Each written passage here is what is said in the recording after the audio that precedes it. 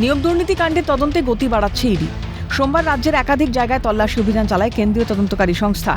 এর মধ্যে বীরভূমের সাঁইথিয়ায় ৯ নম্বর ওয়ার্ডের তৃণমূল কাউন্সিলর মায়া সাহার বাড়িও রয়েছে। তিনি সম্পর্কে বড়োয়ার তৃণমূল বিধায়ক জীবনকৃষ্ণ সাহার পিসি।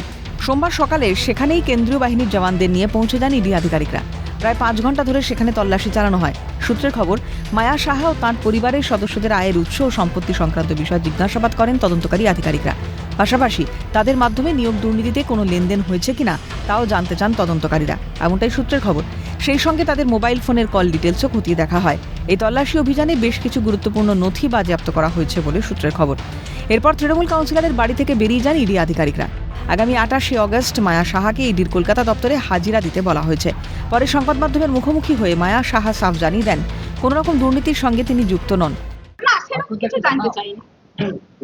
কিছু জানতে চাইনি না, ওই বললো দেখা করতে বললো ২৮ তারিখে। ২৮ তারিখে দেখা করতে বলেছে, আপনাকে যেতে বলেছে? হ্যাঁ, আমাকে যেতে বলেছে। কি মনে হচ্ছে কেন আপনাদের সেটা কি হলো না, কোনো হিংসির কারণে হতে পারে, কোনো রাজনীতি করছি বলে সেটাও হতে পারে, হিংসির কারণে।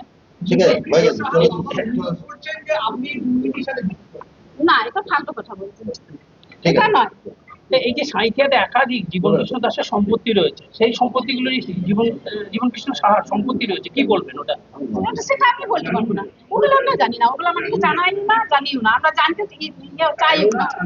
অন্যদিকে মায়া সাহার স্বামী সুব্রত সাহা জানালেন, জীবনকৃষ্ণ সাহার সঙ্গে তাদের আত্মীয়তার সম্পর্ক, এর বেশি কিছু তারা জানেন না। কৃষ্ণ সাহা আত্মীয়তার সম্পর্কে যেটুকু হয়, হ্যালো হাই, কেমন আছে পিসি, কি আছে, তুই কেমন আছিস, কখন এলি, এইটুকু। তার বিষয়ে আর কিছু কোনো কথা না। না না না, জীবনকৃষ্ণ সাহা সম্বন্ধে বেশি কিছু তোলেনি না। সই আমাদের প্রপার্টি আমার কি আছে না আছে, আপনার পৈতৃক সম্পদ, এটা কি পৈতৃক, ওটা কি, এটা কি, কিভাবে নিয়েছেন। এই ইস্যুতে বঙ্গের শাসক দলকে কটাক্ষ করতে ছাড়েনি পদ্মশিবির। বিজেপির বীরভূম সাংগঠনিক জেলার সভাপতি ধ্রুব সাহার কটাক্ষ, এরাও বিহার হয়ে তিহার যাবে। ওখানে কলকাতার কালীঘাটে পিসি ভাইপো আছে, তার মূল মন্ত্র হচ্ছে এলোমেলো করে দেমা, লুটে পুটে খায়।